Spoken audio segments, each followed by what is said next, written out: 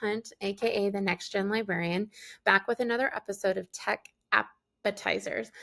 So sorry I've been MIA. I'm going to blame it on the holidays of November and December, as well as a lot of traveling, conference attendance, and work things that were happening. So if you're an educator, you know. But we are going to kick off the end of 2024, the beginning of 2025 with a series on Google Workspace. I'm just going to briefly go through each week different parts of Google Workspace so that you're aware of some newer features, but also people ask me just like a lot of great basic questions about Google that I feel like not everybody knows, but everyone should. I get those a lot, and it's mostly about personalization and making it pretty. So let's talk about it. Whenever you guys log into your Google account, this is going to be where you can go. I call it the waffle. I've seen lots of different names for it, but I just like waffle the best. So that's what I use with my students. You'll notice that you have options. I'm logged in as my school email. So they limit some of the things that we can view. And I'll show you that and then my branded account and how it's a little bit different. So under, when you click on the waffle, if we go to account, that's going to be what I'm showing on my screen right now. You can go through and look at your privacy settings. You can personalize it. I always make sure I have an image on there, and you can easily switch it out by clicking that camera icon. And then there's some other features about how your account is protected, and just like some very minute details about your Google account. Now, obviously, if I'm using a school account, they're pretty much in charge mostly of what I can view, my information, my privacy, all that kind of stuff. But if you have a personal Gmail account, which, okay, let's take a look at my waffle for school. Okay. And then we go over here to my branded account and I click on the waffle for there, and we have other things. Business profile manager. Obviously, as an educator, I wouldn't need that. Gemini, that's Google's AI tool that I'll be mentioning lots of times. Mostly this is turned off because I believe that we're still learning about what AI can do and how our students can use it. So I think that's a big part of it. The news, I believe, is turned off mainly because of what a dumpster fire our world is right now.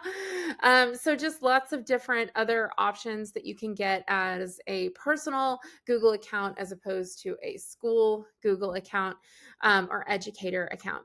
So if once you're done with the account part, then you can click on, obviously you can go to search. We all know about Google search.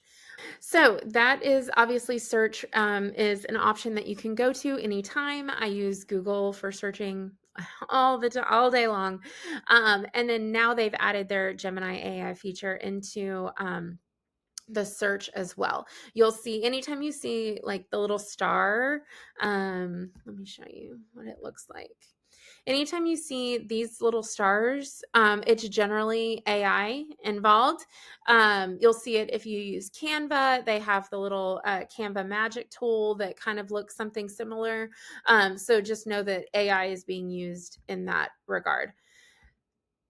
Then I go to mail. Now, Gmail is going to be where I spend most of my time today. I just kind of wanted to show y'all. I get asked the question a lot about my theme. So if I open a new tab, people ask me all the time about that theme.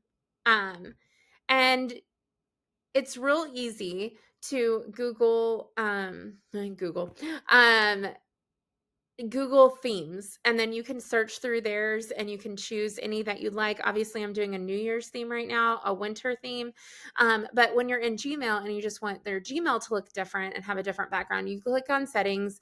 Right here, you'll see that there's themes. If I hit view all, you can go and search. Generally, I find that I don't love their images.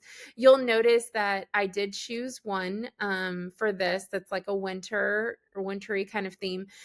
Or you can go to photos and you can upload your own if you had a better one that you found on the internet or a photo you took yourself. So I do get that question a lot just because I think it personalizes your Google experience and it makes it feel more like yours, right? Um, Everyone is like, I can't believe that's your inbox. I am aware. However, what you don't see are all the labels on the side that I have for all the various things and committees and uh, just all the things that I'm involved in. So I do have labels. You'll notice that you can click right here and you can change the label color. Since I've used all the colors, I now have to add a custom color. And that's really great because you can then just have like the possibilities are unlimited of what you can make your label look like. You can also create a label underneath a sub-label. So ALA, AASL, underneath it, I have the education committee that I'm on, and then I'm on a reading list through YALSA. So I have those underneath ALA and AASL. So just kind of know that you can make that like more organized in your life. On the side, you have chat. If you are chatting with someone at work and you need to bring it up quickly. And then if you wanted to create a Google Meet is not my favorite way to what is it? I call it Zoom because I use Zoom all the time. But to video conference with someone, that would be what you would use.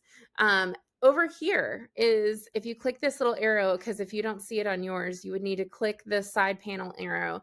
And that way you have some shortcuts here. Shortcuts to your Google Calendar, your Keep, tasks that you have that you need to check off, which it's interesting because I use Keep for that.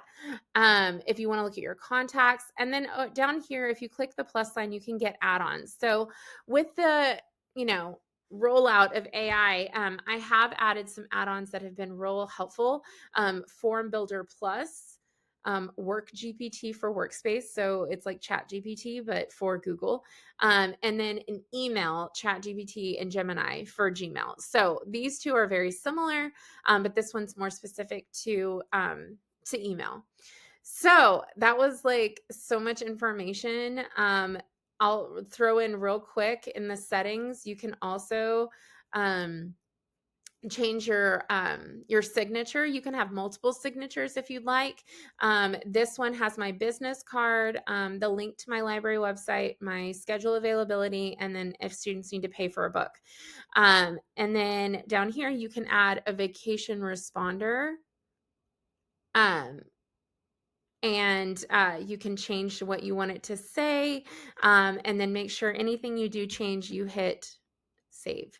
So I will be diving into some other options with calendar, some updates with Drive, and we'll see if we can get to any of the other ones the next time I see you. So if you have any questions or I didn't cover something that you want me to discuss specifically, feel free to reach out. I'll see you next time.